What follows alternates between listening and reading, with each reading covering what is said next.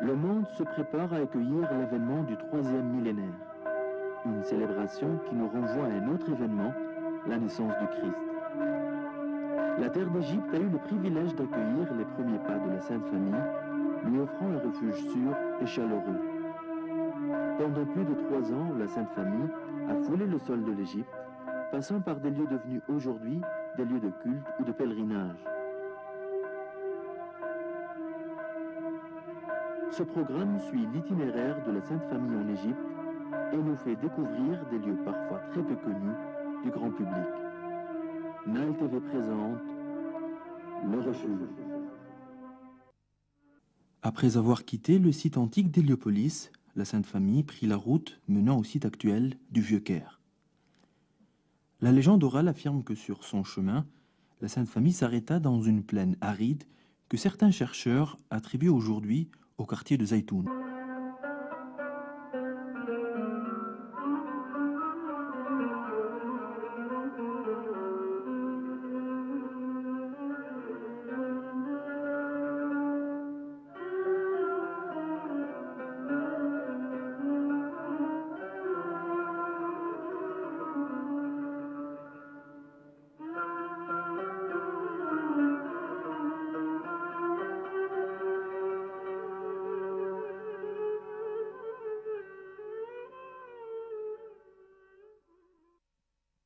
Cette hypothèse fut d'autant plus confortée depuis l'affaire de l'apparition de la Sainte Vierge sur les dômes de l'église de Zaytoun en avril et mai 1968. Cette apparition, qui déchaîna les passions, fut largement médiatisée par la presse de l'époque et finit par être officiellement reconnue par le patriarcat copte orthodoxe le 4 mai 1968. Mais revenons un peu moins de 2000 ans en arrière sur les traces de la Sainte Famille. Cette dernière, qui cherchait visiblement à emprunter la voie du Nil, se serait arrêtée dans une clairière fertile qu'on attribue aujourd'hui au quartier de Mosqui, près du centre du Caire actuel. Ce quartier est à cheval entre le Caire fatimide, construit au Xe siècle, et le quartier européen datant de la fin du XIXe. La tradition orale en Égypte et en Éthiopie a été très précise sur ce chapitre. Elle a désigné une petite ruelle du quartier de Khoromfouch, Haret Zouela, comme lieu du repos de la Sainte Famille lors de son passage dans cette région. Cette petite ruelle, ou Hara en dialecte égyptien, porte le nom de la tribu maghrébine de Zouaïla, qui s'installa dans les lieux en 969 lors de la conquête fatimide d'Égypte. Le célèbre chroniqueur arabe Al-Maqrizi nous dit que les soldats de cette tribu faisaient partie des contingents accompagnant le chef guerrier Jawhar al-Sqalli, qui est aussi fondateur et maître d'œuvre des travaux d'Al-Qahira, le Caire, nouvelle capitale des Fatimides. Al-Maqrizi indique que lors de son arrivée, la tribu Zouaïla trouva une église vieille de 6 siècles, l'église de la Vierge Marie. Al-Maqrizi rapporte aussi que c'est le sage Zaylon qui a fondé cette église en 270 de l'ère chrétienne, soit presque un siècle avant la conquête musulmane de l'Égypte. Pendant très longtemps, cette église aurait été laissée intacte. Des témoignages datant du XIXe siècle rapportent qu'elle était à 14 pieds en dessous du niveau de la chaussée. Ce lieu, vénéré par les Coptes d'Égypte depuis 17 siècles, comporte aujourd'hui 3 églises et 2 couvents.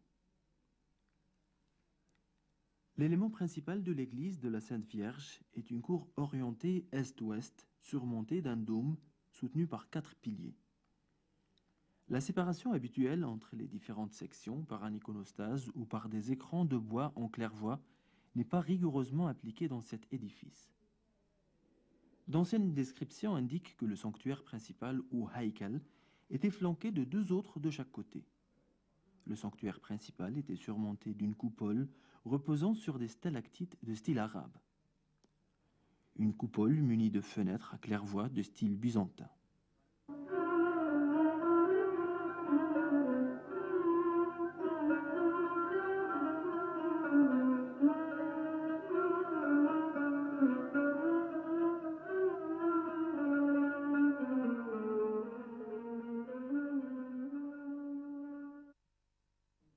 L'écran central séparant la section des pénitents de celle des croyants est en bois d'ébène incrusté d'ivoire. Il est surmonté de 12 icônes représentant les 12 apôtres. Au milieu se trouve une gravure représentant la Vierge Marie tenant l'enfant Jésus. Ces icônes furent exécutées en 1768. On les attribue à un graveur connu de l'époque, Ibrahim el-Nasir. La porte de cette iconostase date du XIIe siècle. Cet ensemble, dont l'élément principal est la croix, devait décorer l'entrée de la section des croyants. La croix porte le Messie entouré de symboles des 4 évangiles. Le socle de ce crucifix porte des motifs symbolisant la Trinité. L'ensemble est complété par 2 icônes représentant Saint Jean et la Sainte Vierge. Cette croix est datée de 1827, mais représente de fortes similitudes avec d'autres croix datant du XVIIe siècle, dont une se trouvant au monastère de Sainte-Catherine au Sinaï. Cette chaire en marbre incrustée de gravures en bois en est un exemple.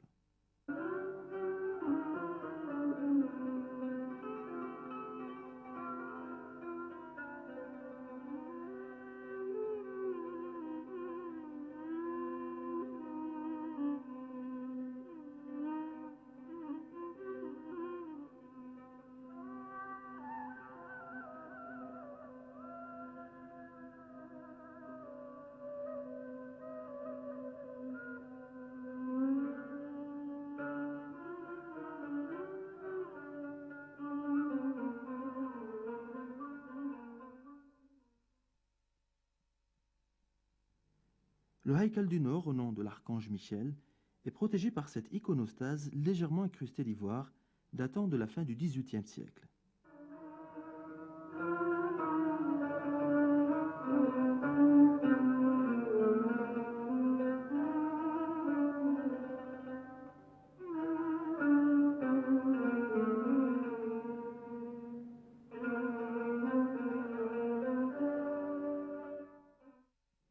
L'iconostase qui précède le sanctuaire du Sud, dédié à l'archange Gabriel, est surmontée d'une icône dite des 7 fêtes. En effet, elle représente 7 fêtes successives commémorant l'Annonciation, la Nativité, le baptême du Christ, l'entrée à Jérusalem, la descente aux enfers, l'Ascension et la Pentecôte. Ces 7 scènes gravées en bas-relief sont représentées dans des niches dorées. Elles sont surmontées de plusieurs icônes représentant les apôtres, tenant des livres ouverts avec des inscriptions en langue grecque. Certaines de ces icônes datent du XIVe et du XVe siècle.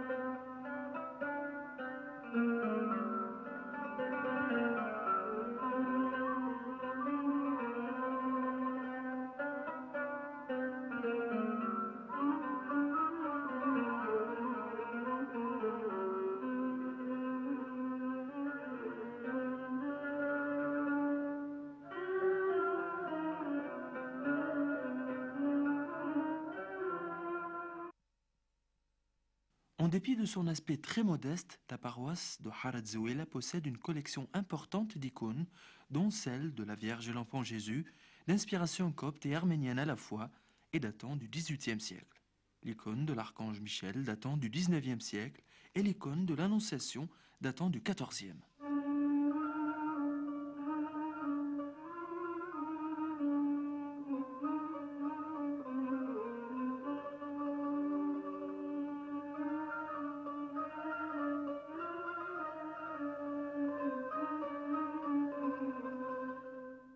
L'icône dite de l'arbre est caractéristique de l'art de la gravure religieuse en Orient. Cette icône représente la Vierge tenant dans ses bras l'enfant Jésus dans un arbre, entouré de plusieurs prophètes. Le registre inférieur montre Yossi allongé au pied de l'arbre.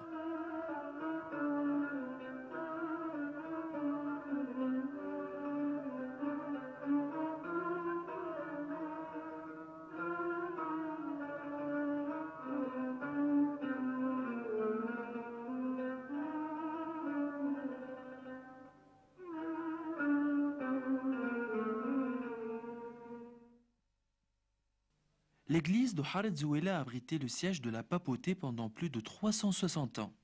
C'est le pape Johannes VIII, le 80e patriarche, qui ordonna ce transfert en 1303.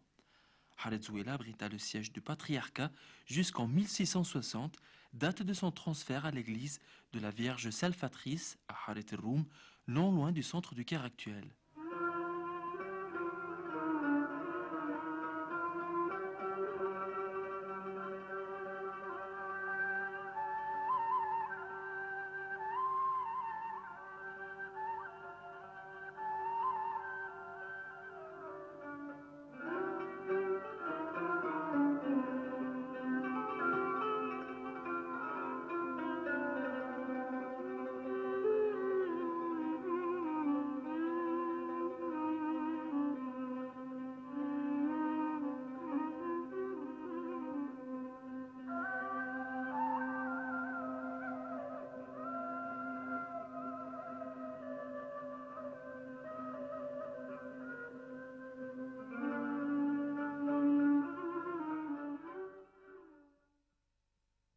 Une autre paroisse a été annexée à l'église de la Vierge Marie de Zouela en 1773.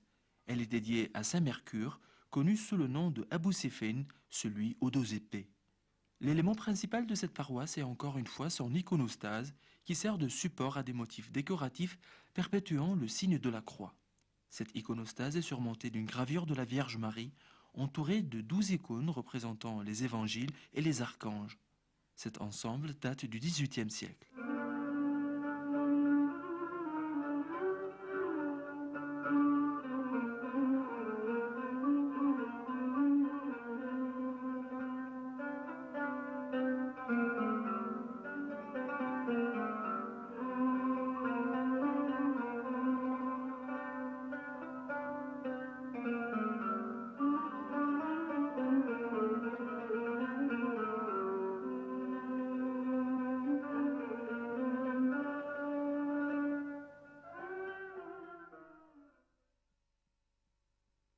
Haret-Zouela abrite également l'église Mar Girgis ou Saint-Georges, qui comporte une collection d'icônes modernes et dont les parois sont décorées de textes religieux en calligraphie persane. L'iconostase précédant le haïkal est surmontée de 13 icônes représentant le Messie entouré de ses disciples. L'ensemble est surmonté d'une croix entourée de ce que la liturgie considère comme les 4 symboles de l'humanité: un aigle, un lion, un taureau et un visage humain. L'église Mar Girgis possède 3 autres iconostases dédiées à l'archange Michel, à la Vierge Marie et au pape Bishoy.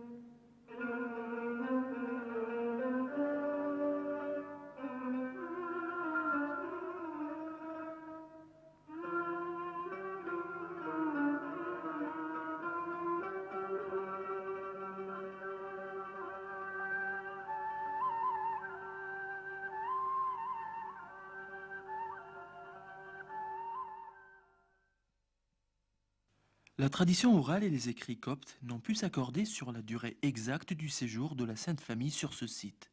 Par contre, ils affirment qu'elle se dirigeait ensuite vers le lieu dit de Qasr al-Shama ou la forteresse romaine de Babylone.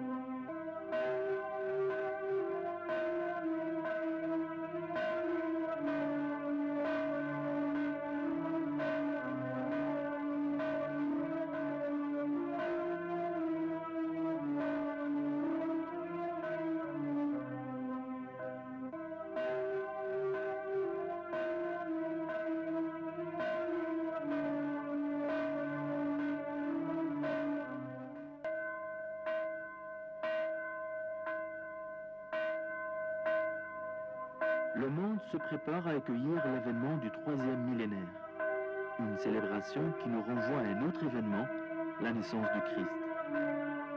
La terre d'Égypte a eu le privilège d'accueillir les premiers pas de la Sainte Famille, lui offrant un refuge sûr et chaleureux. Pendant plus de 3 ans, la Sainte Famille a foulé le sol de l'Égypte, passant par des lieux devenus aujourd'hui des lieux de culte ou de pèlerinage. Ce programme suit l'itinéraire de la Sainte Famille en Égypte et nous fait découvrir des lieux parfois très peu connus du grand public. Nile TV présente Le Refuge.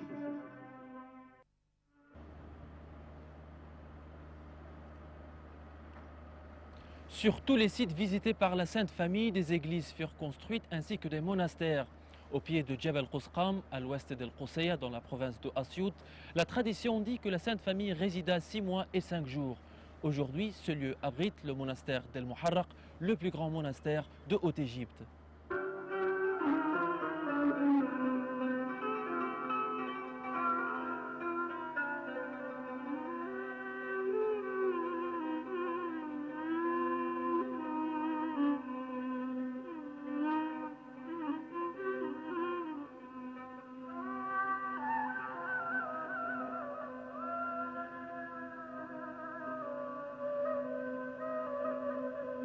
La tradition copte ainsi que les autres écrits des églises syriaques et éthiopiennes sont tous unanimes sur le passage de la Sainte Famille par ce lieu qui n'était alors qu'un désert aride. Mais ces écritures rapportent qu'il s'y trouvait une petite maison abandonnée en briques crues et couverte de branches de palmiers. Un texte du XIIIe siècle affirme que le petit Jésus préféra cette maison et cette montagne à tous les autres lieux d'Égypte, rejetant l'opulence des maisons des riches.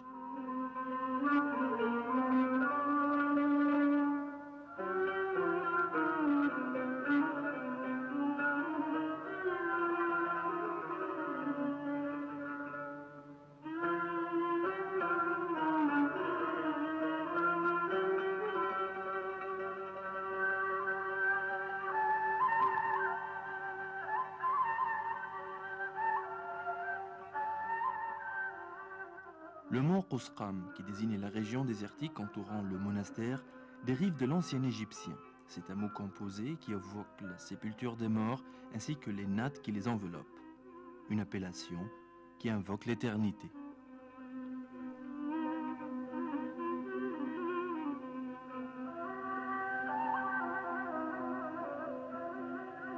Quant au mot El Muharraq, qui signifie brûlant, il désigne la plaine qui s'étendait au pied de la montagne où poussaient des roseaux et d'autres herbes sauvages. Une fois la terre défrichée, la chaume était brûlée près de la montagne. À la fondation du monastère, il fut appelé El Muharraq, le brûlant ou l'embrasé, pour le différencier des autres monastères de la région.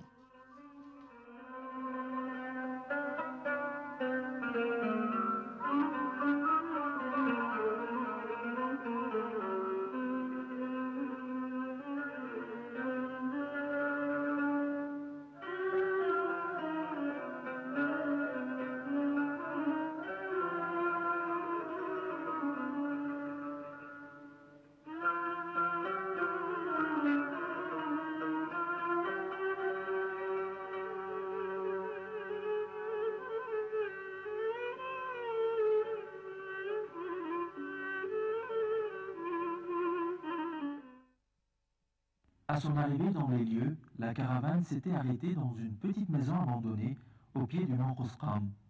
S'étant fort accommodée du lieu, la Sainte Famille décide d'y élire domicile lors de cette étape de son périple, une étape qui dura 6 mois et 5 jours.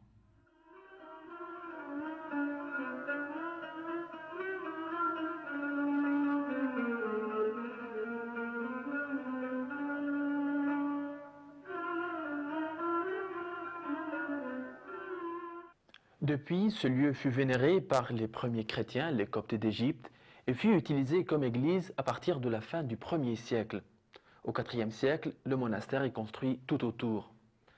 Ce lieu occupe une place importante dans l'histoire de la Sainte Famille en Égypte, puisque selon la tradition copte, c'est ici que l'ange Gabriel est apparu à Joseph, lui annonça la mort du roi juif Hérode et lui ordonna de quitter l'Égypte.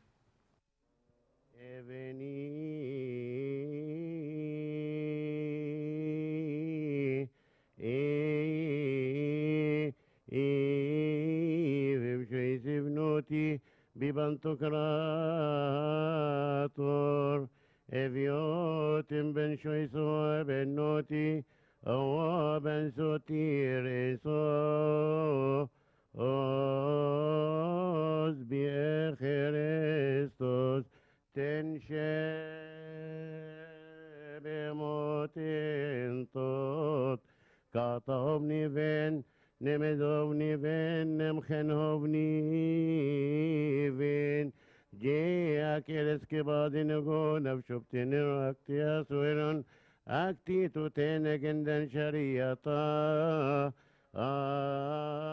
Les chroniqueurs anciens affirment que Djebel Qusqam était le premier site où l'on célébra la foi chrétienne en Haute-Égypte. Les fouilles archéologiques sont venues confirmer les témoignages historiques qui attribuent ce choix à l'isolement et à la sérénité des lieux.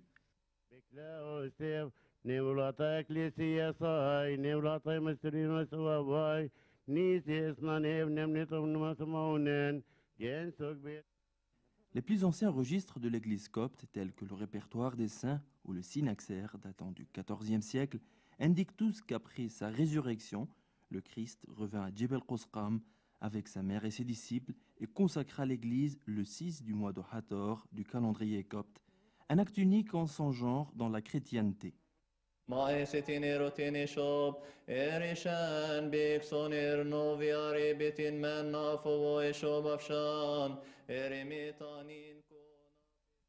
Ainsi, ce serait l'accomplissement de la prophétie disée dans le Nouveau Testament sur la présence d'un autel de Dieu au cœur de la terre d'Égypte. C'est vers la seconde moitié du IVe siècle que le monastère fut fondé par les disciples de saint Pacôme, le père fondateur du monachisme cénobite. Ils furent aidés dans leurs tâches par les fidèles vivant autour de l'église.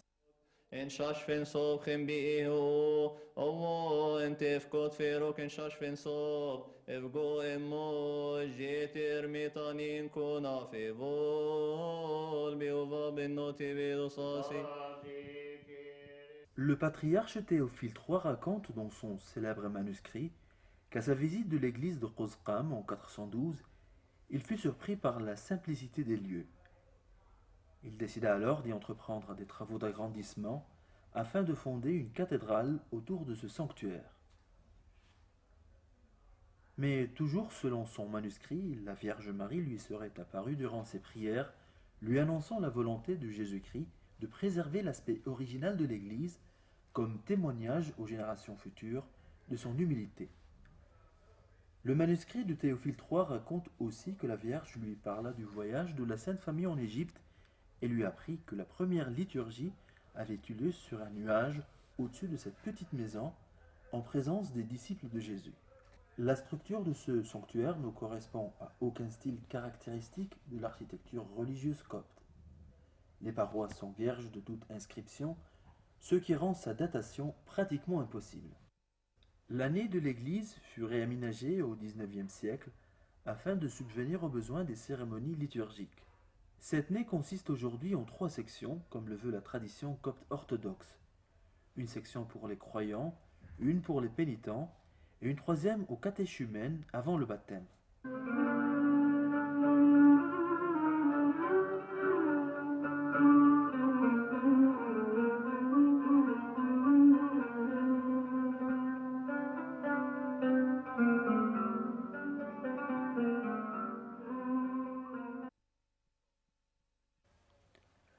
L'autel en pierre témoigne de l'ancienneté du sanctuaire. La tradition copte affirme que le petit Jésus donna sa bénédiction à cet autel. Il est d'une forme rectangulaire irrégulière, recouvert d'une dalle en marbre en forme de demi-cercle. Elle porte une inscription en langage grec qui date du 15 Kiek de l'an 463, soit le 11 décembre 746. Cet autel, avec sa couverture en marbre, est un exemple unique en Égypte. Il représente, avec le sanctuaire, la partie la plus ancienne de l'église.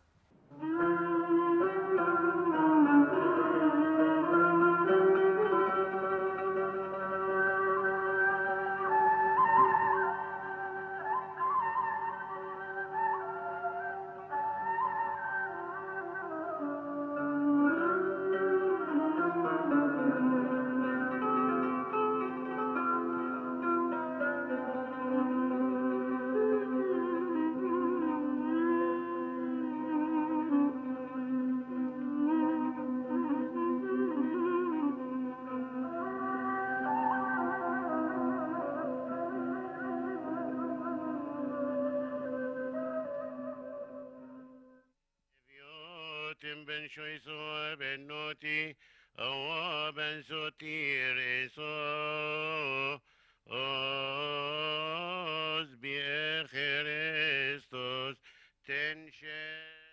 Les messes liturgiques y sont données en langue copte à la longueur de l'année, à l'exception de 4 jours durant la Semaine sainte.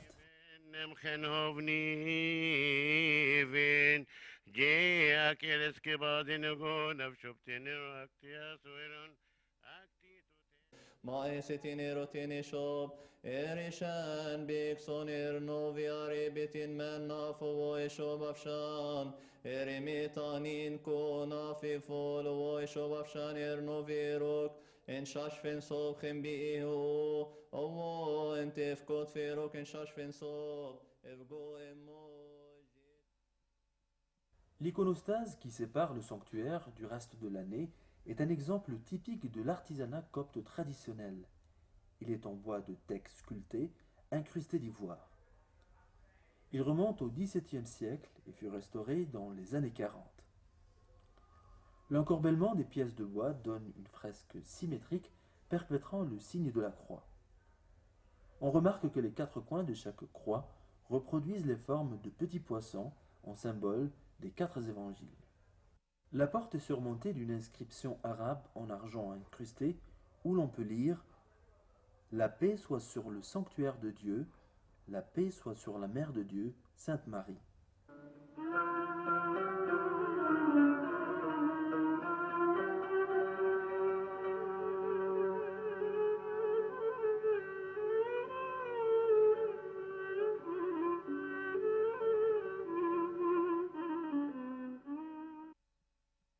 Il est difficile de dire si les dômes qui surmontent la nef de l'église datent d'avant ce réaménagement.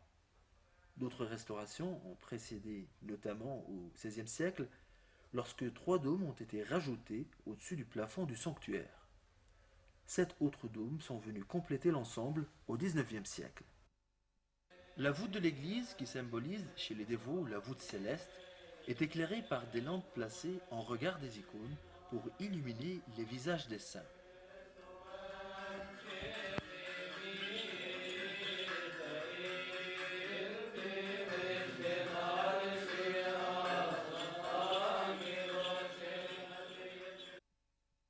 Dans les églises orientales, dont celle-ci, des œufs d'autruche sont suspendus entre les lampes. Ces œufs évoquent la vigilance perpétuelle de l'autruche qui ne quitte jamais des yeux sa progéniture à venir. Les plus vieilles icônes du monastère remontent au XVIIIe siècle. Il s'agit de l'icône de la fuite de la Sainte Famille vers l'Égypte, peinte sur du tissu. Les experts l'attribuent à Jean l'Arménien à cause de la forte ressemblance de ses caractères avec ceux des Levantins qui caractérisent le style du dessinateur. L'autre icône est celle de Saint Georges de Palestine qui remonte à 1794. La plupart des icônes qui surmontent l'iconostase remontent au XIXe siècle, dont l'icône de la Vierge Reine, l'icône des disciples, et celle du baptême du Christ. La datation de l'icône de la Vierge Reine sur le mur sud n'est pas certaine. Le chroniqueur Sawiris, évêque d'Ashmonain, l'attribue au XIVe siècle et serait selon lui la réplique d'une icône peinte par saint Luc l'Évangéliste, aussi patron des peintres et des médecins. L'église ancienne comporte aussi l'icône de l'Ascension qui date du XIXe siècle, l'icône de la Vierge très sainte et l'icône du père Mikhaïl el-Beheri décédé au début du XXe siècle. L'antichambre menant à l'église comporte un bassin pour le baptême et un autel antique, tous deux fabriqués en marbre.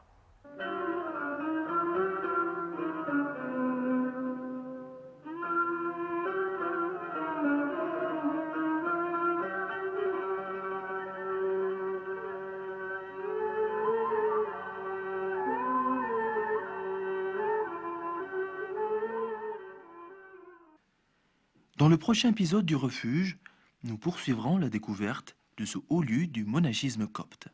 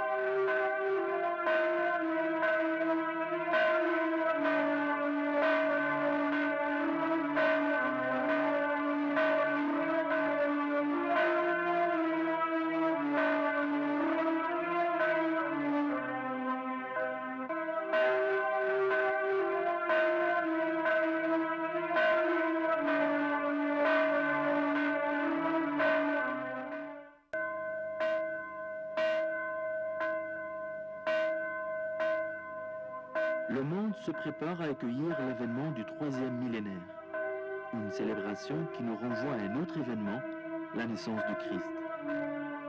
La terre d'Égypte a eu le privilège d'accueillir les premiers pas de la Sainte Famille, lui offrant un refuge sûr et chaleureux. Pendant plus de 3 ans, la Sainte Famille a foulé le sol de l'Égypte, passant par des lieux devenus aujourd'hui des lieux de culte ou de pèlerinage. Ce programme suit l'itinéraire de la Sainte Famille en Égypte et nous fait découvrir des lieux parfois très peu connus du grand public. Nile TV présente le refuge. Bienvenue au Vieux-Caire, un lieu qui remonte en réalité à des siècles avant la fondation de la troisième et dernière capitale musulmane d'Égypte. Ce lieu comporte la première synagogue, la première église et la première mosquée d'Égypte. Ce lieu est aussi marqué par le passage de la Sainte Famille.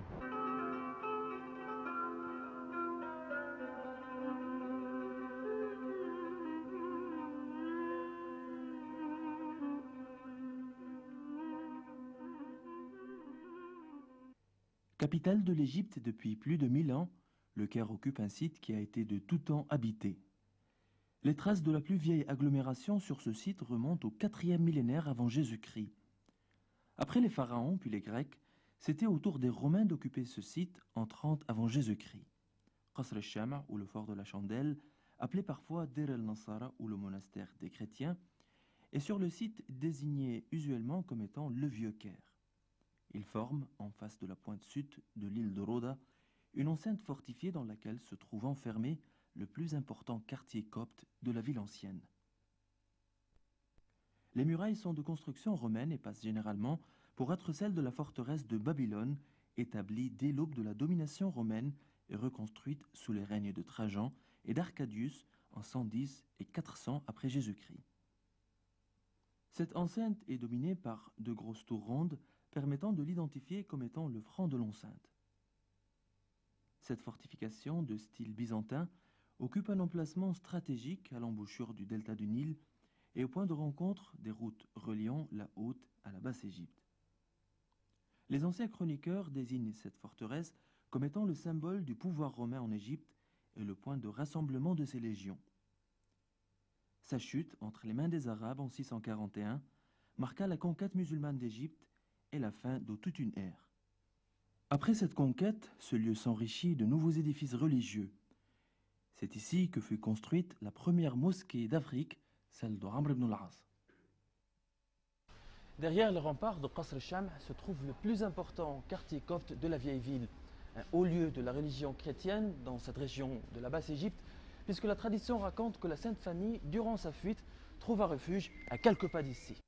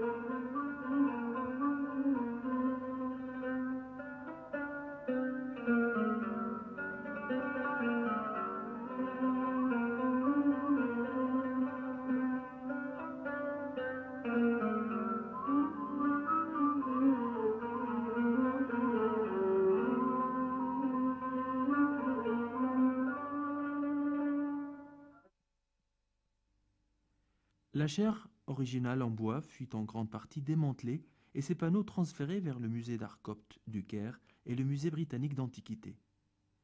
Ces panneaux, en bois de rose, étaient incrustés d'ivoire et d'ébène. La chaire originale fut remplacée par une autre en marbre, soutenue par 10 petites colonnes. Cette chaire n'est utilisée qu'une fois par an, le jour du Vendredi Saint.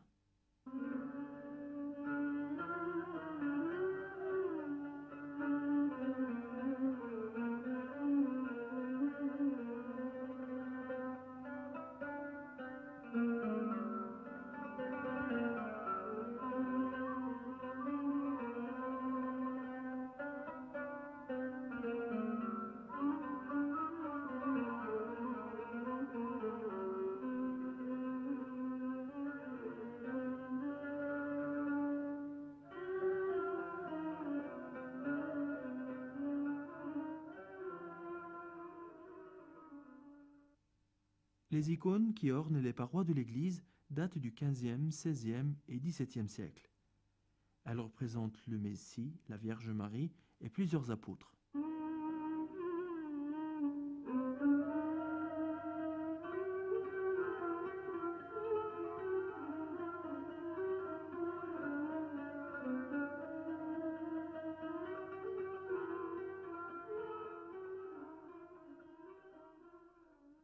Au fond de la nef centrale, la cloison qui cache le sanctuaire ou le haïkel se caractérise par ses beaux travaux de menuiserie.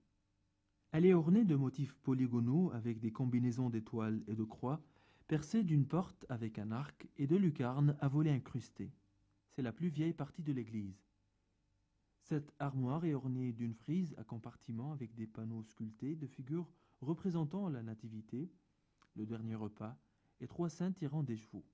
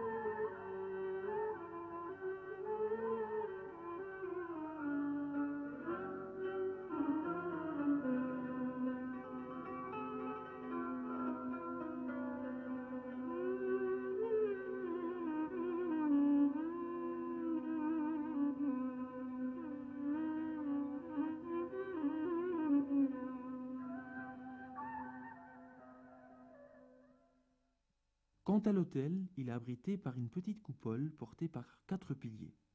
C'est dans cette église que fut trouvé le plus vieil autel en bois en Égypte. Il est actuellement exposé au musée d'art copte du Caire. Cet autel, qui remonte à la date de la fondation de l'église d'Abou Serga, est un exemple rare de l'art copte de cette époque. Il y a 2000 ans, alors que toute cette région était un fief des légions romaines, la Sainte Famille trouva refuge dans cette crypte pendant un certain temps que la tradition copte n'a pas déterminé. Depuis, cette crypte devint sacrée pour les coptes qui installèrent tout autour des lieux de culte qui étaient d'abord clandestins jusqu'à l'adoption de la religion copte comme religion officielle de Byzance en 392. La crypte de l'église Saint-Serge, basse et souvent inondée aujourd'hui, fut aménagée aux alentours du IVe siècle. Elle comporte 3 nefs, séparées par de petites colonnes en marbre. Des espaces soigneusement aménagés montrent les places où Joseph et la Vierge Marie se seraient reposés.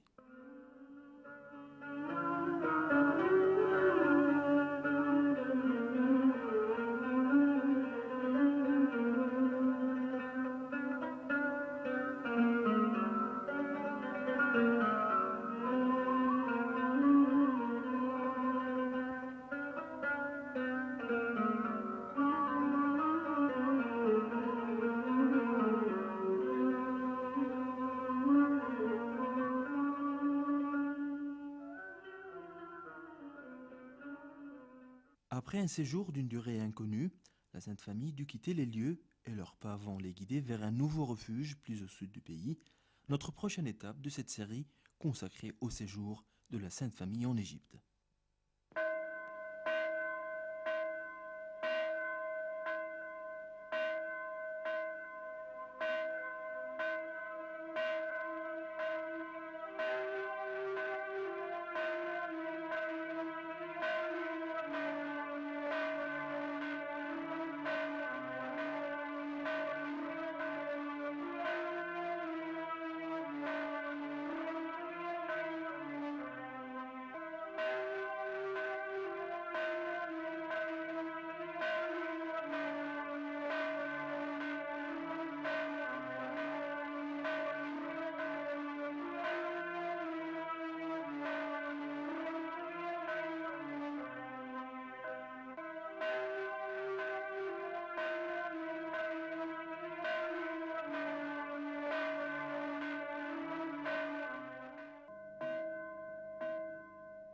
Le monde se prépare à accueillir l'avènement du troisième millénaire, une célébration qui nous renvoie à un autre événement, la naissance du Christ. La terre d'Égypte a eu le privilège d'accueillir les premiers pas de la Sainte Famille, lui offrant un refuge sûr et chaleureux. Pendant plus de 3 ans, la Sainte Famille a foulé le sol de l'Égypte, passant par des lieux devenus aujourd'hui des lieux de culte ou de pèlerinage, aussi bien que des stations touristiques. Ce programme suit l'itinéraire de la Sainte Famille en Égypte et nous fait découvrir des lieux parfois très peu connus du grand public. Nile TV présente Le Refuge.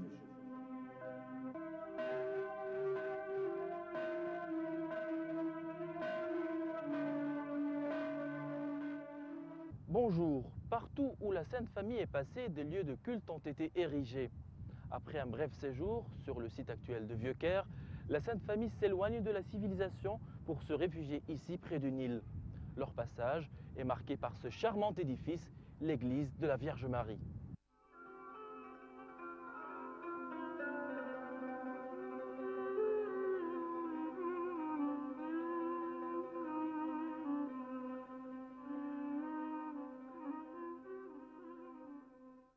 Situé sur la berge du Nil, ce lieu aurait été, il y a 2000 ans, le point de passage de la Vierge Marie, de Jésus et de Joseph, dans leur quête d'un refuge loin des légions romaines. Les textes coptes indiquent qu'ils restèrent chez plusieurs familles juives qui vivaient ici. Mais aucun texte n'a mentionné comment s'appelait ce site à l'époque.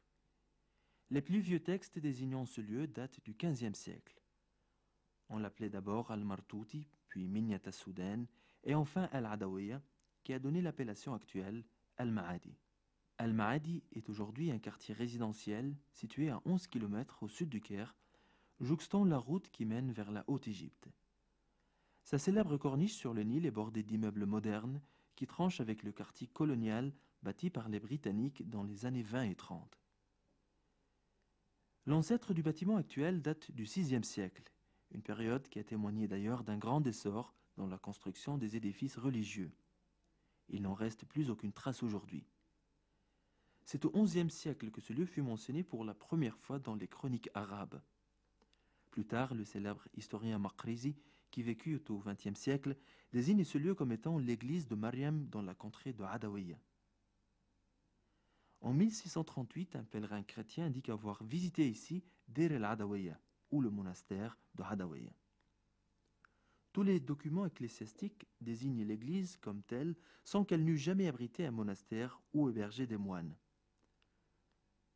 Le mot Deir en arabe, qui signifie monastère, désigne couramment tout édifice entouré d'un mur et donnant sur l'intérieur. L'église fut complètement reconstruite au XVIIIe siècle. L'acte de fondation est daté de 1772. L'église de la Vierge Marie de Ma'adi est coiffée de l'extérieur de 3 coupoles qui surmontent les 3 sanctuaires ou haïkal.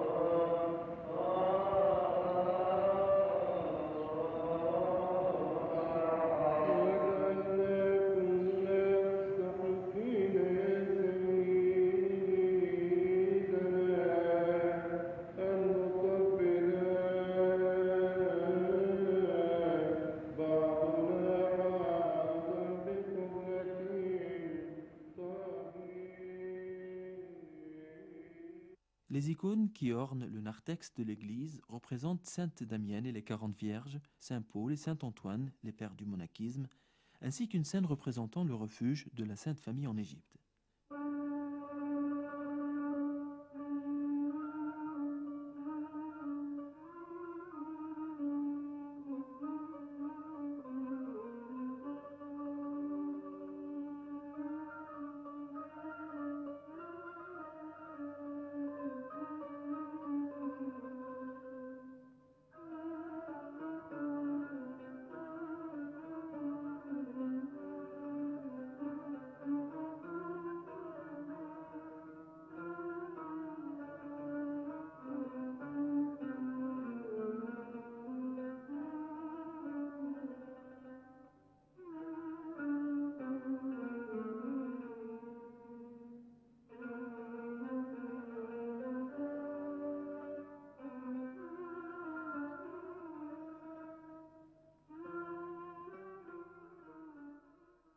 Comme c'est la coutume dans les églises coptes, des reliques de plusieurs saints, dont Mar Girgis de Abou Sefein, sont pieusement conservées dans des cylindres enroulés de soie.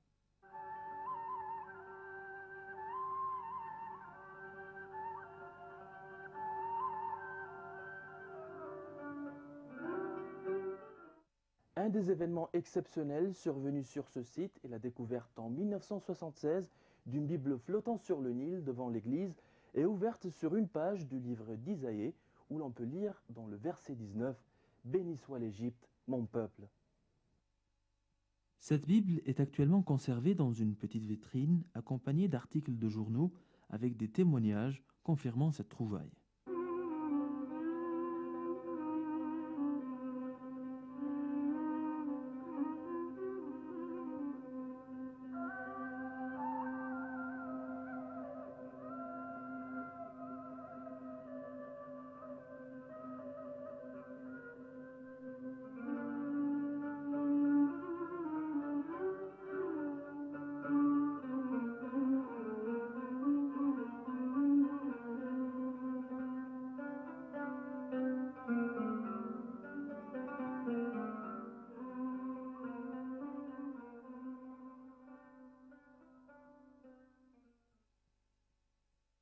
Lors des derniers travaux de restauration qui ont duré de 1983 à 1993, un passage creusé sous le sol même de la chapelle a été mis à jour.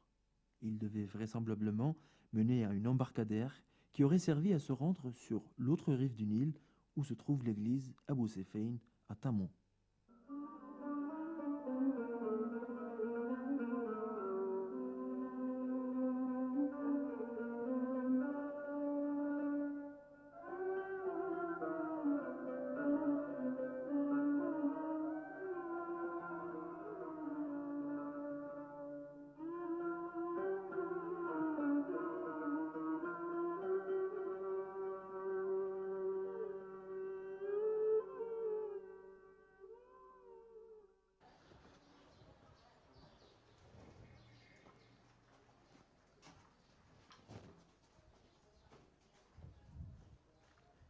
Les écrits et les annales coptes ne nous ont pas indiqué la durée exacte du séjour de la Sainte Famille ici à Meadi. Par contre, ils sont unanimes sur cet emplacement, l'emplacement de l'embarquement de la Sainte Famille pour la Haute-Égypte, notre prochaine étape. Au revoir.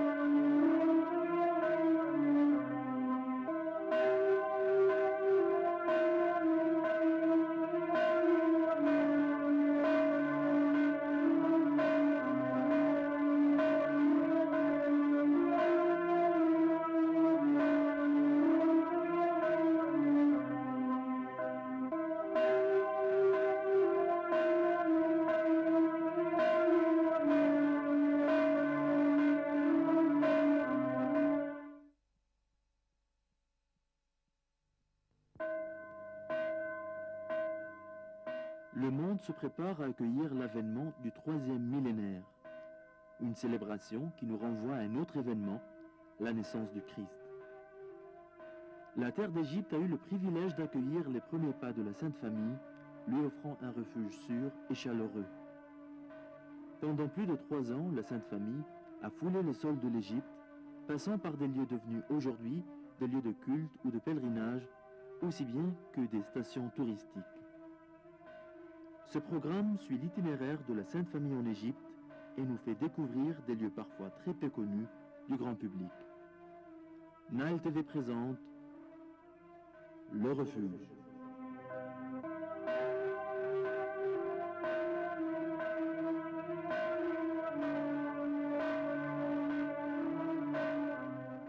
Nous poursuivons aujourd'hui notre voyage sur les traces de la Sainte Famille dans le monastère d'El Muharraq, un des lieux les plus vénérés par les Coptes d'Égypte. Depuis 2000 ans, ce lieu n'a jamais été déserté. Au fil des siècles, il a subi plusieurs remaniements tout en conservant le plan traditionnel des monastères anciens. Conformément au plan classique des vieux monastères, ce lieu comporte une forteresse destinée à abriter les moines en cas d'attaque de pillards venus du désert. Cependant, aucun texte ancien n'indique que ce lieu, construit entre le 6e et le 7e siècle, ait été vraiment utilisé.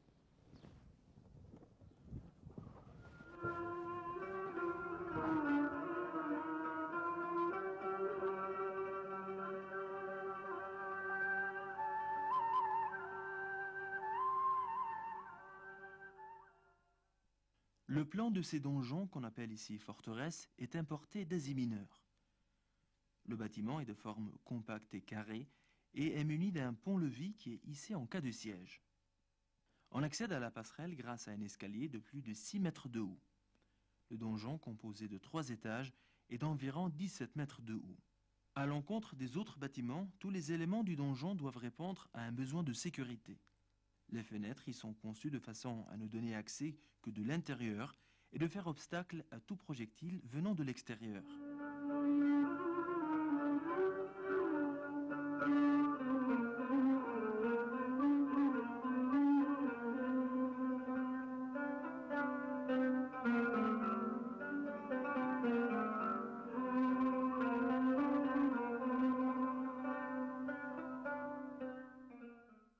C'est au rez-de-chaussée qu'on emmagasinait les provisions en cas de siège. La denrée par excellence était alors le lupin, tant cette graine était appréciée des moines et surtout se conservait très bien. Il existe aussi un conduit d'eau lié à un puits se trouvant hors du mur d'enceinte. Plusieurs cellules sont destinées ici à l'hébergement des moines. Le second niveau, qui comporte d'autres chambres, communique avec l'extérieur par le pont-levis. L'étage supérieur comporte une église au nom de l'archange Michael. Elle est divisée en 2 parties, mais possède un seul autel.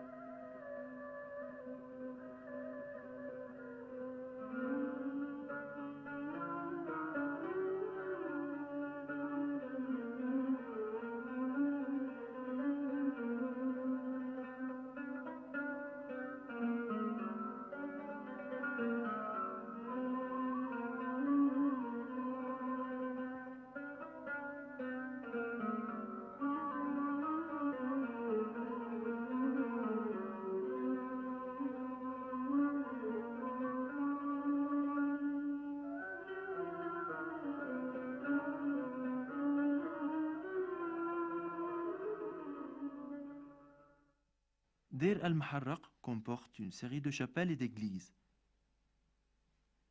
La chapelle dédiée à la Vierge Marie fut fondée par le père Mikhaïl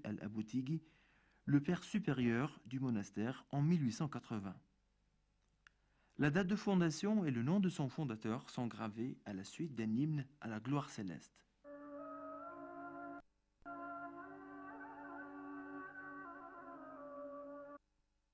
Le sanctuaire ou le haïkel possède deux autels. Celui du nord est dédié à Saint Jean-Baptiste, alors que celui du sud est dédié à Saint Georges ou Mar Girgis, auquel on attribue couramment cette chapelle.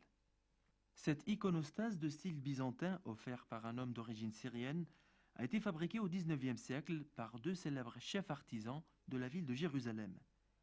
Cette icône représentant la Vierge Marie sur un trône date du XIXe siècle.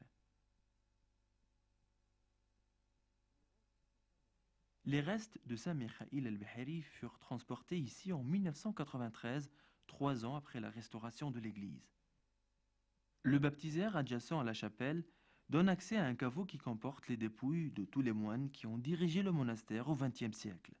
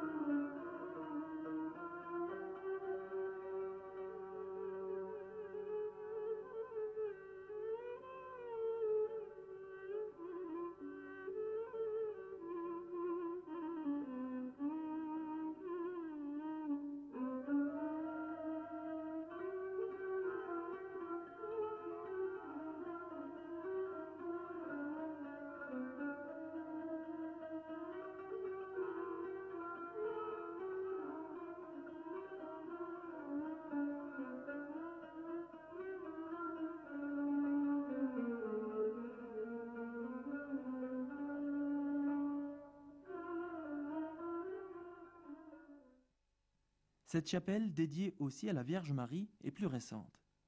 Construite en 1940, elle fut entièrement réaménagée en 1964. Le haïkel possède 3 autels. L'autel principal au centre est au nom de la Vierge Marie. Celui du côté nord porte le nom de Saint Hémanote l'Abyssinien. L'autel du côté sud était dédié autrefois à Mar Girgis, mais il est aujourd'hui au nom du Père Ibrahim. Sous ces 3 autels se trouve le caveau qui abrite les dépouilles de tous les autres moines qui ont servi le monastère. Tout l'ensemble a fait l'objet d'importantes restaurations en 1993.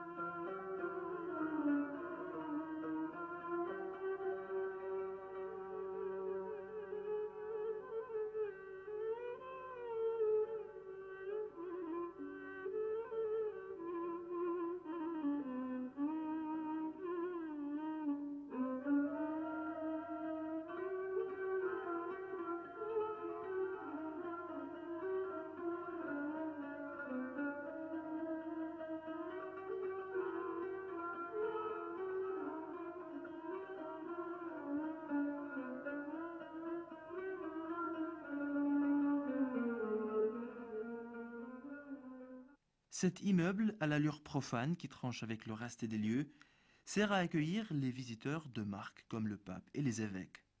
Il fut construit en 1910 par le père Barthomius, l'évêque du monastère, décédé en 1928. Ce bâtiment possède une salle de conférence et une bibliothèque où sont conservés les manuscrits rares. Les plus vieux manuscrits datent du XIVe siècle. Ils décrivent les différentes pratiques liturgiques du rite copte orthodoxe. C'est ici qu'est conservé le fameux manuscrit écrit de la main du pape Théophile, le 23e patriarche d'Égypte, sur la visite de la Sainte Famille à Djebel Qusqam et la consécration de l'Église par la Vierge Marie.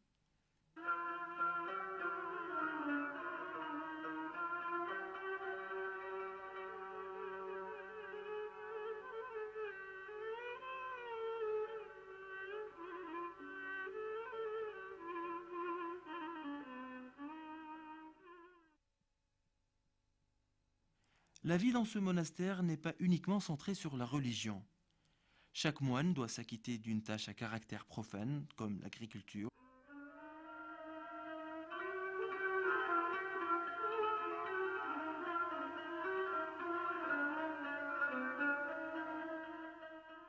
l'élevage, les travaux manuels et la vente des produits du monastère dans les marchés avoisinants.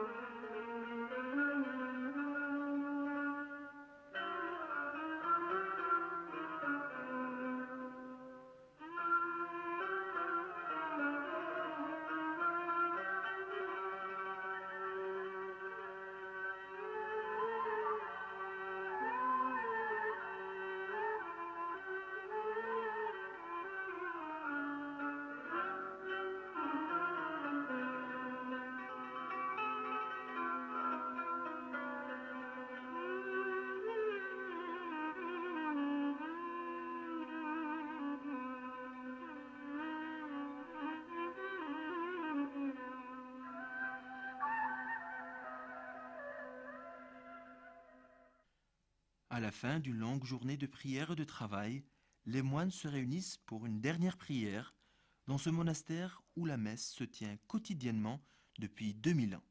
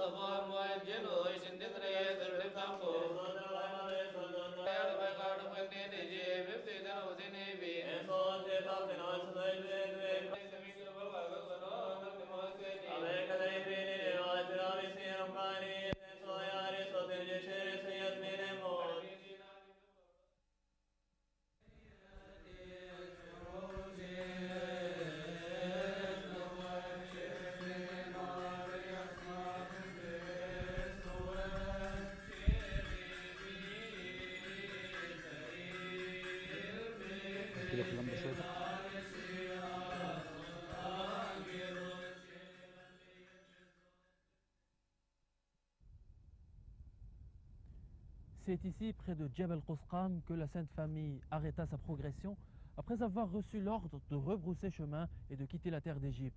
La Sainte Famille passa en Égypte près de 4 ans, dans des conditions certes extrêmes, mais loin de leurs persécuteurs. Ce passage témoigne une fois de plus que l'Égypte était de tout temps une terre de rencontre, une terre d'accueil, un refuge.